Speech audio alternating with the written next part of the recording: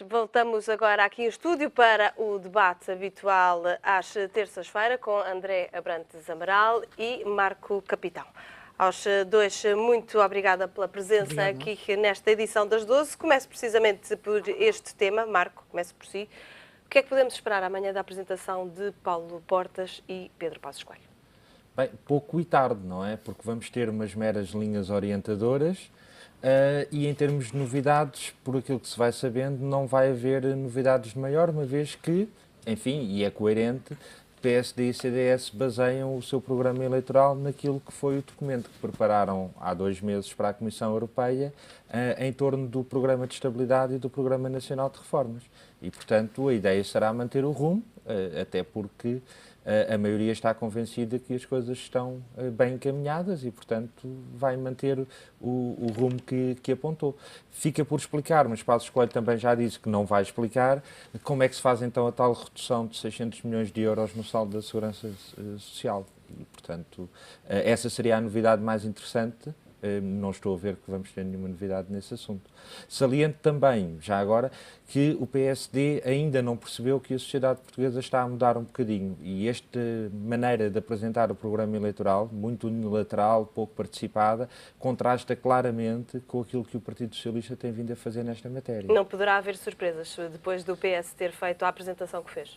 O PS tem um processo que já vem muito mais atrás, tem sido muitíssimo mais participado e concluirá nesta sexta-feira. A coligação vai arrancar agora com as linhas orientadoras, programa só lá para o fim de junho e está a ser feito nos moldes em que sempre tradicionalmente se fez em Portugal, que é um programa que é feito em gabinetes, por meia dúzia de pessoas e depois sai cá para fora, pronto, querem, não querem. O PS tem, apesar de tudo, conseguido fazer um processo muitíssimo mais participado. E numa altura em que o sistema político está com alguma dificuldade em manter uma certa legitimidade perante o povo, eu acho que é importante estes sinais de abertura, são importantes, e poderão levar as pessoas a voltar a ter alguma confiança em votar. Até porque, e isto é um ónus para o Partido Socialista, depois de discutir um programa de forma pública, como foi feito, vai haver muito pouco espaço para aquela manobra também habitual em Portugal, de depois das eleições, depois de tomar posse, afinal as coisas são diferentes e vamos fazer uma série de coisas ao contrário do que tínhamos no programa eleitoral. Por outro lado, eu acho que é um processo muito mais saudável para a democracia.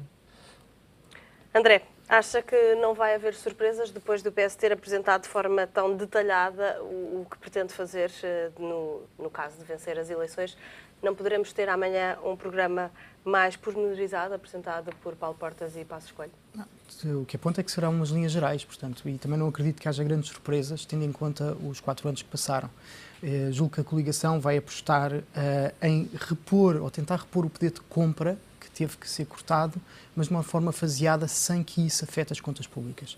O Marco referiu há pouco que o importante é para a democracia que os partidos ouçam a sociedade civil, basicamente foi isto para fazer um programa. Eu acho isso bom, mas o que é mais importante é que os partidos, e isso é que credibiliza a atividade política, saibam apresentar programas que, primeiro, possam cumprir e, segundo, não afetem o futuro das pessoas. Mas programas que sejam feitos com base apenas em linhas gerais não pecam um pouco? Não, sim, mas o programa não são linhas gerais. Amanhã serão apresentadas linhas gerais que depois serão concluídas. Ou Espera mais tarde, então, vir em junho serão apresentadas, portanto, de forma mais pormenorizada. Isso tudo bem. O que eu estou a dizer é que acho que o que credibiliza a atividade política é que os governos governem sem endividarem o país em excesso. Por exemplo, o Partido Socialista está hoje muito preocupado em se credibilizar dialogando com a sociedade. Mas a verdade é que o Partido Socialista descredibilizou-se bastante e descredibilizou toda a atividade, a classe política e o regime com a forma como deixou as contas públicas há 4 anos atrás. E isto é um facto.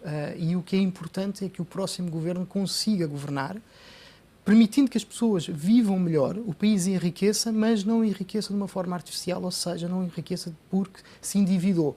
Ou seja, não se cria a aparência de uma riqueza, mas na verdade o que acontece é que as pessoas estão a viver hoje com o dinheiro que irão ou esperam vir a receber no futuro. Porque isso cria problemas, como nós já sabemos. E, portanto, isso é que, para mim, credibiliza, de facto, a atividade governativa, credibiliza os partidos políticos e faz com que as pessoas comecem a acreditar naquilo que os políticos dizem. E isso, para mim, é um ponto indispensável. Depois, por outro lado, é preciso também não esquecer que, independentemente, quer se goste, quer se não, a economia portuguesa não está tão mal como estava antes. há crescimento económico, ao contrário do que a esquerda, e aqui não é só o Partido Socialista, os partidos até mais à esquerda ameaçavam, diziam, não era ameaçavam, mas diziam que ia acontecer, avisavam para esse facto, que era a espiral recessiva, que a austeridade levaria depois a que o país entrasse em recessão, que continuaria uma recessão continuada, e que isso não é verdade. Aliás, o Partido Socialista, com António Costa, e é interessante que o candidato, putativamente o candidato do PS, Sampaio da Nova à presidência, tem vindo a referir isso, que é a economia europeia, a portuguesa, com as políticas de austeridade, está a sofrer com os cortes, mas, por exemplo, os Estados Unidos da América ultrapassaram a crise. E os dados que têm vindo, os últimos dados que têm vindo relativamente à economia americana, que seguiram uma política de estímulo à procura, muito à semelhança do que o PS quer fazer aqui, não são nada animadores. A inflação está a espreitar, houve uma quebra na produção industrial, o desemprego não tem dados animadores e a economia terá entrado em recessão já em 2015. E, portanto, é preciso desmistificar certos discursos. E é com isso que eu acho que as pessoas devem analisar com muito cuidado as propostas, que vão aparecer de dois lados, o Partido Socialista já apresentou e a da coligação que apresentará. O timing de dizer que está tarde, levou muito tempo, isso também posso dizer o contrário. Mas esta diferença de estratégias não pode beneficiar um partido em detrimento do outro? Do quê? De apresentar mais tarde? De maior participação? Sabe que eu acho que não. Acho que não. Eu acho que, por acaso, aí acho que tenho uma perspectiva completamente contrária. Acho que não, tenho mesmo uma perspectiva completamente contrária. O importante é que as propostas, o eleitorado sinta que as propostas são sérias, de um lado ou do outro. Isso é que é mais importante. E que elas sejam concretizáveis, ou seja, que elas não tenham um custo, que é isso que as pessoas o eleitorado tem que perceber de agora em diante, que é qualquer medida política que implique um gasto ou que implique um estímulo económico, qualquer decisão política tem um custo. E é preciso pesar os prós e os contras. Basicamente é a curva da oportunidade. Nós temos de ver se isto é oportuno ou não. E essa análise tem de ser feita quase dia a dia. É por isso que era importante que o Parlamento funcionasse de outra maneira, portanto, que os deputados é que são eleitos, não é? São eles que sustentam os governos, e era importante que os deputados fossem verdadeiramente independentes e capazes de escrutinar o governo na aplicação dos seus programas. Marco, acha que a coligação está confiante nos dados que tem apresentados, nomeadamente, por exemplo, hoje temos os dados do desemprego, o desemprego tem vindo a diminuir, ainda que a um ritmo bastante diminuto, desceu agora para os 13%. É suficiente este tipo de leitura para que os cidadãos portugueses possam escolher a coligação? Eu acho difícil. Concretamente, quanto aos números de desemprego, eles desceram efetivamente um pouco, isso são boas notícias, mas também subiram ainda há uns poucos meses e, portanto, esta análise mês a mês é sempre uma análise que temos que fazer com algum cuidado. É verdade que o desemprego parou de aumentar, isso é uma boa notícia, mas também é verdade que o desemprego não está a dar sinais de uma baixa sustentada e muito menos de uma baixa que permita regressar aos níveis de emprego que tínhamos antes da crise. E, portanto, não é de todo um bom sinal, não há aqui nenhum sinal de uma grande vitalidade da economia, por muito que em ano eleitoral convenha ver sinais de vitalidade da economia em todo o lado. O que nós vemos é um novo patamar de desemprego estrutural, provavelmente aqui subjacente a estes 13%, que coloca uma série de desafios. E aí, PSD e CDS não têm nenhuma proposta para resolver este problema. O PS podemos discutir se são boas ou são más, porque temos esse privilégio, que é ótimo. Podemos questionar, podemos duvidar, mas tem uma ideia e tem um plano. Eu acho graça que o André fala em propostas concretas em que as pessoas possam votar. A maioria vai cortar 600 milhões na Segurança Social e recusa-se a dizer como. Se isto é a maneira de colocar a informação nas mãos das pessoas para elas poderem decidir o voto, é muitíssimo discutível. Portanto, do ponto de vista do desemprego, eu espero que o desemprego continue a baixar um bocadinho agora durante o verão, porque tem um efeito sazonal, que é conhecido e que se repete, mas o que temos que olhar é para o problema estrutural. E o problema estrutural do desemprego não se resolve com mais cortes, não se resolve com mais austeridade. Se mais austeridade resultasse, a Grécia deveria estar a crescer a 10% ao ano, ou coisa que valha. Portanto, a austeridade não resulta e nós temos que arranjar uma maneira de resolver este problema. Ter uma taxa de desemprego 13% medida, e nós sabemos quantos desempregados é que ficam fora da medição da taxa de desemprego, são muitos. A prova disso, aliás, é que hoje mesmo o INE dá conta de que há mais evolução do lado dos novos empregos do que do lado dos desempregados, ou seja, os novos empregos sobem mais do que o que baixam os desempregados. Isto provavelmente é sinal de muitas pessoas que não estavam contabilizadas como desempregados e que regressaram à vida ativa. Este nível é um desperdício de recursos do ponto de vista da capacidade do país de criar riqueza e tem um peso sobre as contas públicas e, portanto, esta é a prioridade que tem que ser afirmada. Combater o desemprego é, ao mesmo tempo, aumentar as receitas, é, ao mesmo tempo, diminuir as despesas. Para quem quer um orçamento de Estado com algum equilíbrio, baixar o desemprego contribui e muito para contas públicas saudáveis. E é aí que deve estar a prioridade. Vamos ver as linhas gerais da coligação amanhã, mas no Programa de Estabilidade e no Plano Nacional de Reformas não há rigorosamente nada com vista a combater, do ponto de vista estrutural, o desemprego. Medidas pontuais de formação profissional, etc., que baixam artificialmente a taxa de desemprego durante o tempo que duram e depois ela volta, não nos servem de nada, é dinheiro deitado à rua. Nós temos é que combater o problema estrutural do desemprego. André, 13% de desemprego são notícias animadoras para a coligação ou ainda há muito por fazer? Não, ainda há muito por fazer. Vamos lá ver, eu acho que a coligação está a contar com algumas coisas. Primeiro, os dados económicos são animadores, são melhores do que aquilo que se até se esperava. Depois também o que está a acontecer na Europa, no Reino Unido, a vitória dos conservadores, a melhoria dos dados económicos também em Espanha. É preciso ver que veio hoje a notícia, ou ontem, de que uma grande quebra no desemprego em Espanha, e até o que está a acontecer na Grécia. Portanto, isso tudo são sinais de que assustam as pessoas, ou que levam que as pessoas pensem que não se querem aventurar por caminhos que já foram experimentados. Não se está a criar muito emprego porque a economia ainda está muito endividada. E, portanto, o pouco emprego que se tem criado, o pouco crescimento económico que tem surgido, é quase como um aproveitamento máximo da pequena folga que foi feita, que foi conseguida com o esforço dos últimos anos. Agora, este crescimento só se torna mais sustentável e até maior se a dívida se reduzir. E eu não concordo em nada com o Marco, são perspectivas completamente contrárias. Eu não considero que a dívida se reduz porque, eu não considero que se reduz a dívida porque se criou emprego e porque se fez crescimento económico. Ao contrário, cria-se crescimento económico e reduz-se o desemprego porque a dívida foi reduzida e por isso é necessário cortar nas despesas. Mas também, e vamos só ver, que não são as contas, não é o investimento, não traz contas públicas equilibradas, como a criação de emprego não faz com que as contas públicas sejam equilibradas, como aliás vimos no passado. Nós já tivemos taxas de desemprego das mais baixas da Europa, na ordem dos 4%, que é praticamente o desemprego nulo, quase praticamente estatisticamente falando, e no entanto nunca tivemos contas públicas equilibradas. O que traz emprego, o que traz investimento, é o contrário, são precisamente as contas públicas, ou seja, equilibradas. É necessário que o Estado equilibre as contas públicas, equilibre os orçamentos, de preferência até que eles possam ser sedentários, porque é isso que cativa a confiança e faz com que se invista na economia portuguesa. Mas no caso da criação de emprego, poderia-se estar a resolução, por exemplo, de um dos problemas que tem estado mais em discussão entre os diversos partidos, que é precisamente a sustentabilidade da segurança social? Sim, mas só que é verdade, mas como é que se vai criar emprego? O problema é esse, é que se diz, que se criamos emprego, resolvemos o problema da segurança social. Também, mas como é que vamos criar emprego? Não é? Se é basicamente chover, acaba a seca. Mas como é que nós fazemos a chuva? Não é? E, portanto, a criação de emprego terá sempre de ser uma consequência. A criação de emprego é feita por privados. E ninguém vai obrigar privados a dizer, vocês têm que contratar pessoas. Não é? Porque o que é que vai acontecer? Se eles forem obrigados a isso, eles estão a tomar decisões, ou seja, eles estão a tomar decisões que não são rentáveis, portanto, eles estão sem endividar para o futuro e que depois não há dinheiro para pagar a conta. E vão ter a criação de emprego. Só que essas medidas, muitas vezes, não estimulam o emprego, o que elas estimulam é o consumo.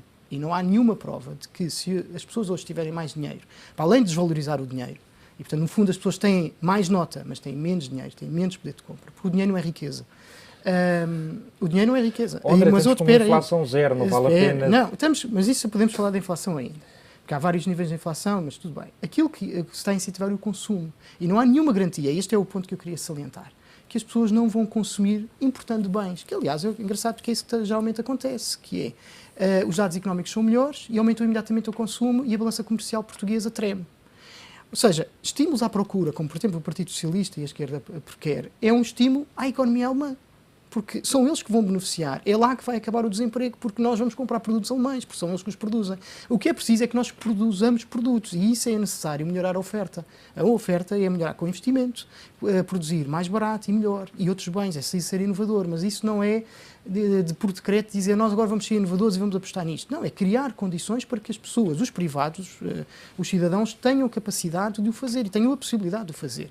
E isso só se faz com confiança.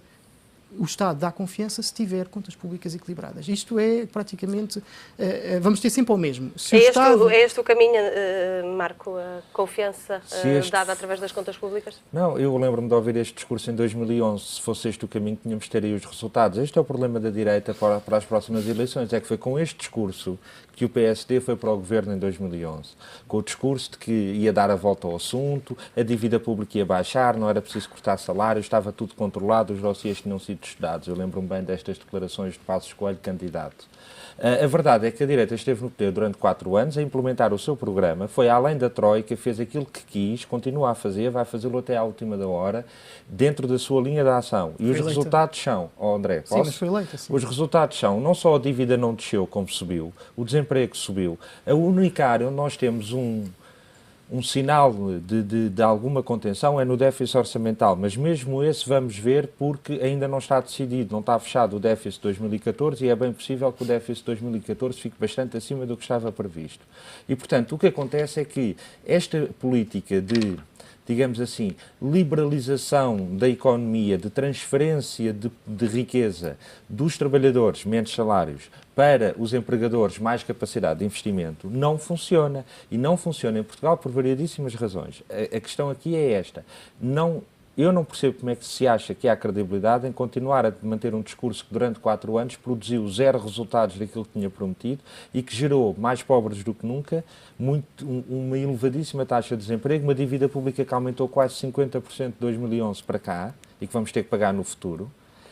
E depois o problema são as políticas de estímulo. Além disso, o PS propõe qualquer coisa em matéria de combate ao desemprego. Que eu saiba, a maioria não propõe rigorosamente nada. E qual é essa alternativa? Essa alternativa é, efetivamente, fazer aquilo que, aliás, impede que nós estejamos numa situação pior, porque, quer se queira, quer não, o próprio Secretário de Estado do Orçamento deste Governo já admitiu na Assembleia da República que foi o atenuar de algumas medidas de austeridade por via das decisões do Tribunal Constitucional, que, apesar de tudo, permitiu que agora a maioria se possa gabar de uns números um bocadinho melhores. Obviamente que a intervenção do BCE também ajudou e, portanto, há aqui uma série de fatores que dão um sinalzinho à economia, mas isto não quer dizer que a receita tenha funcionado. A verdade é que a receita não funcionou. E, portanto, se aquilo que querem propor aos portugueses é mais do mesmo, então eu acho ótimo, mas então que seja claro, que se diga aos portugueses, são mais 4 anos de austeridade. É mais cortes nos salários, é mais cortes nas pensões, é mais aumentos de impostos e é menos Estado. Menos Serviço Nacional de Saúde, menos educação pública, menos tudo. Se é isto que as pessoas querem, votam muito legitimamente e decidem. Se não é o que querem, votam numa alternativa e agora já a têm, porque o Partido Socialista foi acusado durante muito tempo de não oferecer uma alternativa. Neste momento o que falta é uma alternativa à alternativa do Partido Socialista. E no que toca diretamente às políticas de estímulo à criação de emprego, qual é que pode ser a alternativa clara? A alternativa clara aqui é que o PS quer equilibrar a segurança social atacando aquilo que mais fragiliza a segurança social, que é exatamente o elevadíssimo desemprego que conquistamos. E, portanto, quer atacar esse problema através do estímulo à criação de emprego. Isso tem a ver com uma série de medidas, eu não vou agora estar aqui a citá-las de cor. Mas é possível fazer. Elas são felizmente públicas e as pessoas podem lê-las e discuti-las e refazer as contas que foram feitas. E eu próprio tenho dúvidas em algumas áreas e já discuti, já perguntei, tenho material para poder ler e estudar. Quanto aos outros partidos políticos, não tenho este tipo de abertura. A verdade é esta. O PS tem uma série de medidas muito dirigidas à criação de emprego, que têm um efeito que está estimado no cenário macroeconómico, que permite, desde logo, reequilibrar um bocadinho mais a segurança social. Do lado da maioria, o que se diz é que se vai cortar mais 600 milhões de euros em pensões. Outra vez, porque já houve cortes, entretanto. O IRS fica onde está, o IRC continua a descer, há uma transferência de riqueza tremenda nestes 4 anos entre o capital e o trabalho, ou melhor, saindo do trabalho e indo para o capital, há uma transferência de rendimento enorme e, portanto, isto é para continuar. Se acreditarmos que isto resolve o que não resolveu em 4 anos, temos em quem votar. Se não acreditarmos, temos que fazer outras escolhas. Eu tenho muita pena de não ver o Partido Social Democrata conseguir fazer um programa eleitoral que saia da lógica dos cortes e austeridade e mais austeridade, porque há muitas cabeças no PSD que não concordam seguramente com este caminho. Agora, a verdade é que elas não dominam a feitura do programa eleitoral, que está a ser feita a 7 chaves por alguma razão, e, portanto, nós vamos ter, mais uma vez, um PSD orientado exclusivamente para a austeridade. Esta é a visão de Passos Coelho, é a mundividência dele. O temos de empobrecer não era a brincar, era muito a sério. Agora, a minha pergunta é esta. Nós já empobrecemos bastante nestes 4 anos. A proposta é continuarmos a empobrecer. Eu só tenho uma pergunta. Quanto é que é suficiente na cabeça de Passos Coelho? Quantos mais pobres é que é preciso ter da cabeça de Passos Coelho para Portugal estar bem?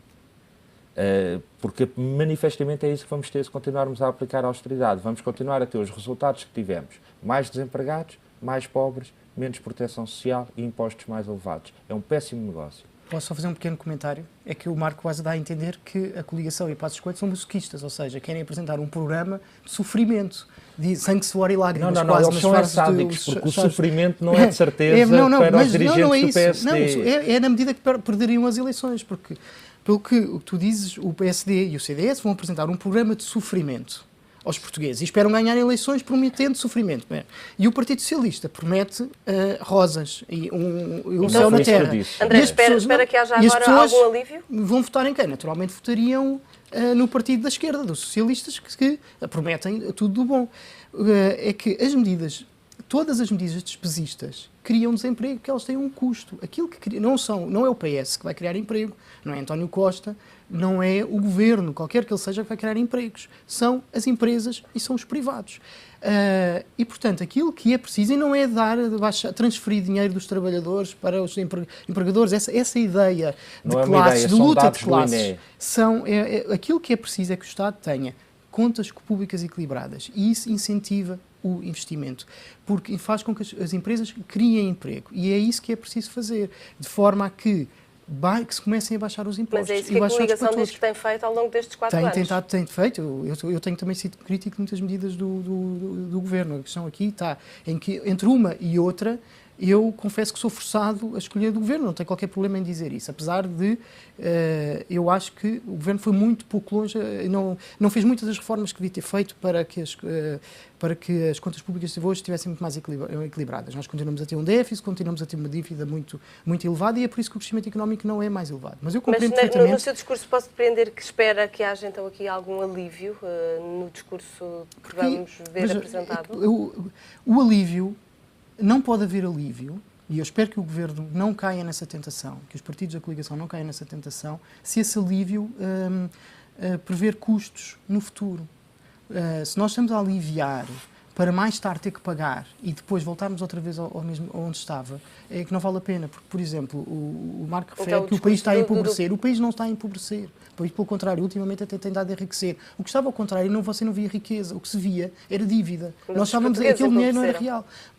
Os portugueses empobreceram, mas os portugueses também não estavam a viver, vamos ver, não eram ricos. Não é? Os portugueses viviam com dívida, ou seja, viviam com rendimentos que estavam à espera de receber, portanto, no futuro, e portanto não havia aqui a riqueza, entre aspas, não é propriamente riqueza, que se tinha, não era uma riqueza real, era uma riqueza que estava a honorar o futuro. E o futuro tinha que chegar a qualquer momento, chegou há 4 anos. Isto é como dizer, por exemplo, no investimento público, criar-se uma ponte não é riqueza em si. Aquilo é um meio para produzir riqueza. E, portanto, se o Estado produzir uma ponte, não está, este país é muito rico, agora tem muitas pontes. É como aconteceu com as autoestradas, e a política do betão até foi de Cavaco Silva, do PSD. Mas isto não cria riqueza no país, isto cria condições à riqueza do país. E como no investimento público, que estamos a fazer, isso sim, estamos a fazer transferências do dinheiro dos contribuintes para obras públicas que enriquecem muitas vezes empreiteiros e interesses económicos que têm fortes ligações com o poder político. Estamos a transferir dinheiro do Estado Social, porque podia ser dinheiro utilizado para as prestações social do Estado. Estamos a transferir dinheiro das poupanças das pessoas para uma obra pública. Estas obras públicas têm de ser muito ponderadas porque têm custos. Portanto, é necessário, e volto-me ao mesmo, é necessário que as pessoas analisem bem e percebam que todas as políticas, as decisões políticas, especialmente do caráter económico, têm um custo. E alguém as vai ter que pagar. Não é alguém, são sempre os contribuintes que as pagam, porque não é mais ninguém que paga. Os contribuintes ou pagam com impostos, aliás, pagarão sempre com impostos. Ou pagam naquele ano, ou vão pagar faseadamente durante o resto da sua vida, que é o que está a acontecer. Nós estamos hoje a pagar praticamente obras feitas há 20 anos. Este é o que está a Temos acontecer. de passar para o último tema, senão esgotamos o nosso tempo. Falamos mais uma vez, e como não poderia deixar de ser, da Grécia. Sexta-feira avizinha-se aí mais um pagamento de 300 milhões ao FMI, que a Grécia tem de fazer face. Não há até agora um acordo, há a indicação de que há progressos reais. Este acordo pode sair finalmente?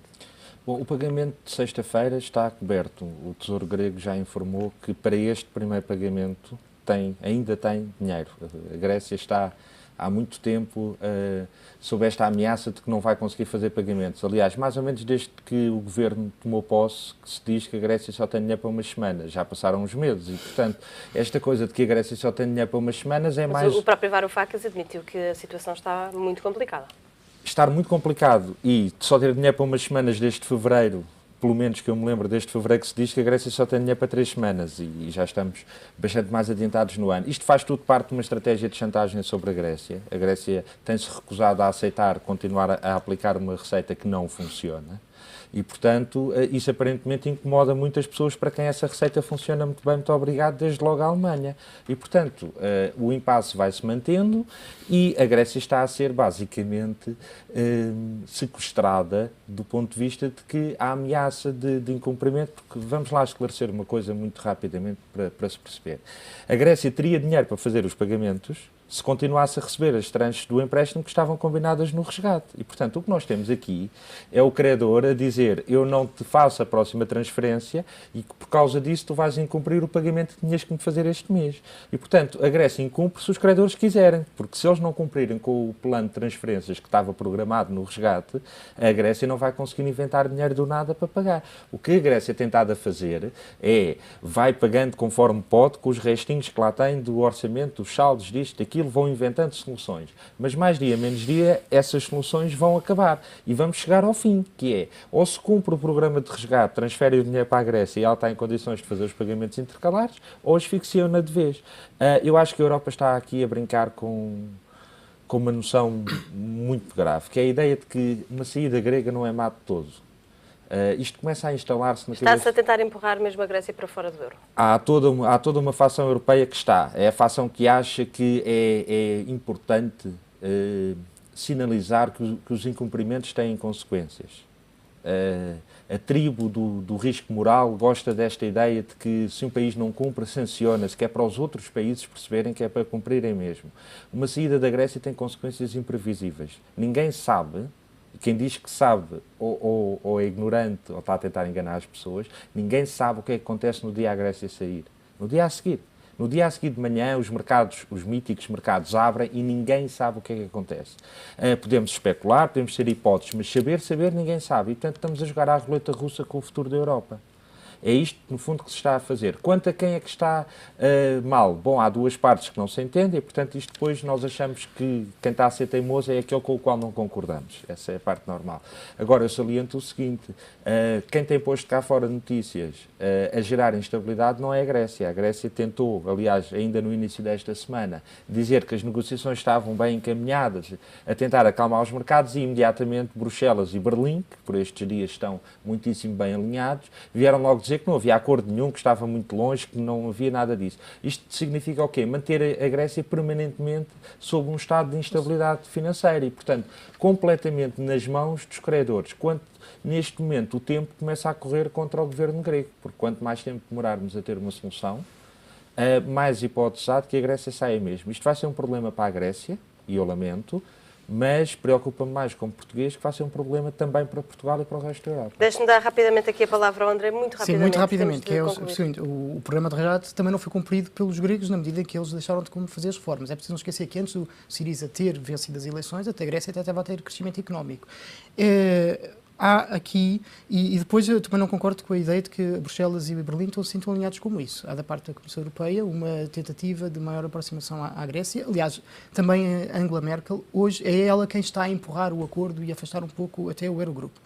Depois, a Grécia tem sobrevivido porque tem havido transferências de capitais. E isso é muito interessante porque isto está a ser tudo um jogo muito complicado. Ao mesmo tempo que eu já referi isto, há uma ideia, uma tentativa de fazer uma despesa corrente uma conta corrente com a Grécia, de forma a que ela se possa manter e dar tempo às negociações. E Alexis Tsipras já percebeu isso, e aliás, esta semana escreveu um artigo no Le Monde, onde ele reafirmou as suas posições. Porquê? Porque ele percebe que o quer empurrar para mais tempo, ou seja, alongar as negociações, isto vai enfraquecer o Syriza. Isto são dados que também conhecemos. O Syriza não tem hoje a popularidade que tinha há uns tempos, as dissensões dentro do governo também são elevadas. E há outro aspecto também importante, que é preciso ter em conta, e que poderá até favorecer a Grécia, que é o Banco Central Europeu está a fazer transferências para os bancos gregos e o governo grego está a permitir a fuga de capitais. Ou seja, basicamente, nós estamos a ver as instituições europeias a financiar as contas dos gregos para depois elas transferirem o dinheiro cá para fora.